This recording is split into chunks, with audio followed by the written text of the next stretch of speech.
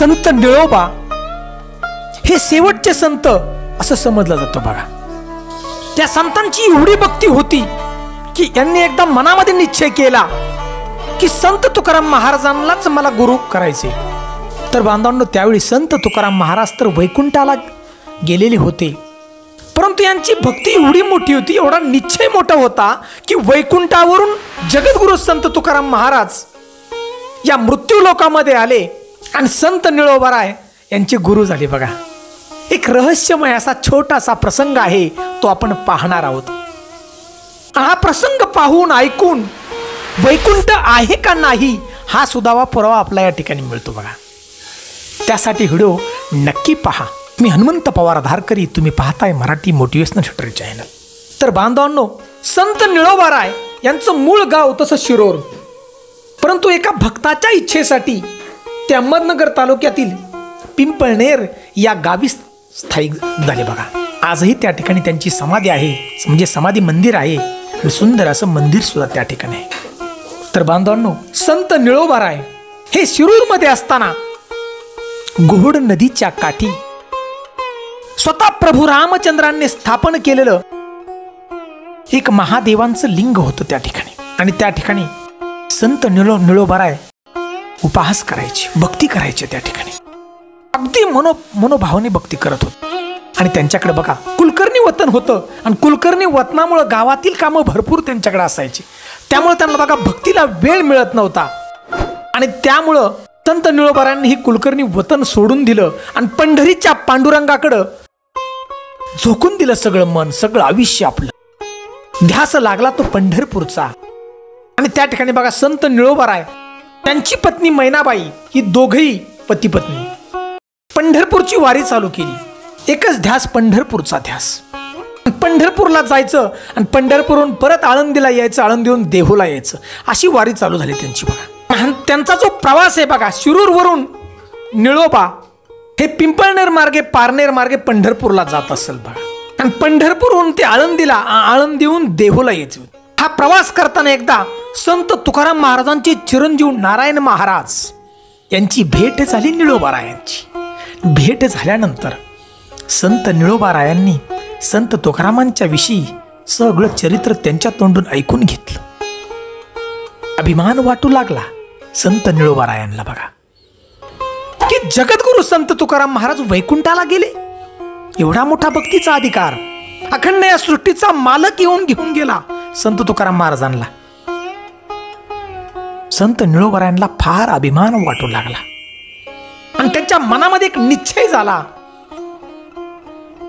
मला गुरु पाहिजे तर संत तुकाराम महाराज आणि तेच माझे गुरु आहेत, असा निश्चय त्यांनी मनापासून केला बघा. त्यांच्या मनामध्ये एक भावना तयार झाली की संत तुकाराम महाराज हेच माझे गुरु आहेत आणि हेच माझे गुरु होणार, हेच मला अनुग्रह देणार, निश्चय केला. आणि त्यांनी त्यावेळी बघा पंढरीच्या पांडुरंगाची भक्ती सुद्धा सोडून दिली बघा. त्यावेळी एकच भक्ती त्यांनी चालू केली की संत तुकाराम महाराज नामाचा गजर. प्रत्येक ठिकाणी ते संत तुकाराम महाराजच पाहू लागले बघा, ध्यानामध्ये, मनामध्ये, प्रत्येक ठिकाणी, कानाकानामध्ये. आणि त्यांनी एक अनुष्ठान मांडलं त्या ठिकाणी बांधवांनो की कुठलाही अन्नाचा कण आणि पाणी काही घ्यायचं नाही बघा. उपास धरला आणि संत तुकाराम महाराज नामाचा गजर त्या ठिकाणी चालू केला की महाराज तुम्ही मला भेटावयाच या आणि तुम्हीच माझे गुरु बना.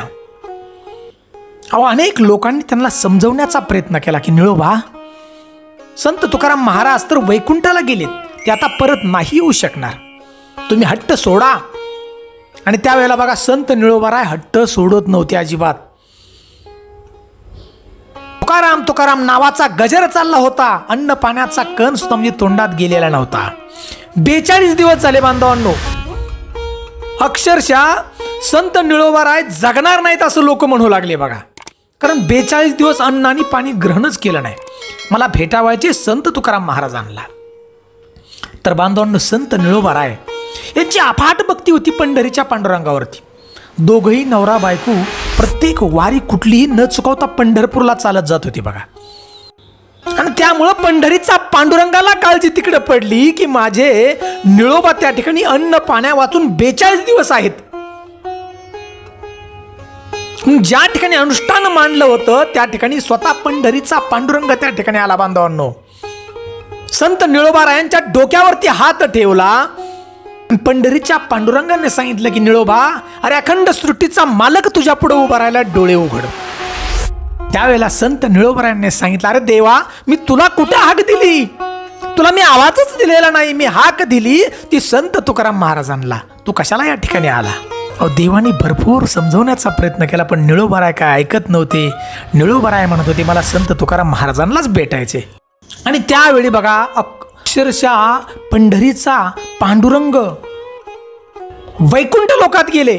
स्वतः पांडुरंग बघा, भगवंत स्वतः वैकुंठात गेले आणि संत तुकाराम महाराजांना सांगितलं की तुमचा भक्त निळोबा तुमची वाट पाहतोय खाली पृथ्वीवरती बघा, म्हणजे मृत्यू लोकामध्ये. आणि त्यावेळेला बघा संत तुकाराम महाराज वैकुंठावरून राम नामाच्या ताकदीनं या मृत्यू लोकामध्ये संत निळोबारायांना भेटावया आले. आणि त्यावेळेला बघा संत तुकाराम महाराजांनी हात ठेविला मस्तकी, प्रसाद देऊनी केले सुखी. आणि त्या ठिकाणी संत तुकाराम महाराजांनी अनुग्रह केला बघा, आणि निळोबारायांचा त्या ठिकाणी उद्धार केला. बांधवांनो विचार करा, एवढी निळोबारायांची अफाट भक्ती होती. म्हणून संत निळोबारायांनी संत तुकाराम महाराजांचे अनेक अभंग लिहिले बघा, त्यांच्यावरती अनेक अभंग, अनेक गाथा लिहिल्या. एवढी मोठी अफाट भक्ती होती. पण बांधवांनो आजच्या काळामध्ये विचार करा की संत तुकाराम महाराज आजही वैकुंठाहून या ठिकाणी येऊ शकतात, परंतु भक्ती तेवढी मोठी पाहिजे बघा. म्हणून वैकुंठाचा पुरावा या ठिकाणी आपल्याला मिळतो. आणि गाथामधून आपण संत निळोबांचे अभंग ऐकले तर आपल्याला नक्की समजतं बघा. म्हणून बांधवांनो आजही पुरावा म्हणून अहमदनगर तालुक्यामध्ये पिंपळनेर या ठिकाणी संत निळोबांची समाधी मंदिर आहे. त्या ठिकाणी बघा प्रत्यक्ष पुरावा आपण जाऊन पहा, मंदिर आहे त्या ठिकाणी. मंदिरात असणाऱ्या मूर्ती विठ्ठलाच्या आणि माता रुक्मिणीच्या ह्या स्वयंभू मूर्ती त्या ठिकाणी आहेत. म्हणून त्या ठिकाणी प्रति पंढरपूर म्हटलं जातं त्या जागेला बघा, त्या मंदिराला प्रति पंढरपूर म्हटलं जातं. आजही बांधवांनो त्या ठिकाणी आळंदीहून पालखी येते बघा, संत ज्ञानेश्वरांची भेटावया. फार मोठा उत्सव असतो त्या ठिकाणी. तुकाराम बीजेच्या दिवशी सुद्धा अनेक पालख्या त्या ठिकाणी येतात. म्हणून बांधवांनो आजही वैकुंठ आहे हे निश्चित या ठिकाणी पुरावा मिळतो बघा. सुंदर असा हा संत निळोबाराय आणि संत तुकाराम महाराज यांच्यामधला हा जो प्रसंग आहे तो आपल्याला आवडला असेल तर आमच्या चॅनलला नक्की लाईक करा. चॅनलवरती प्रथम असाल तर नक्की सबस्क्राईब करा.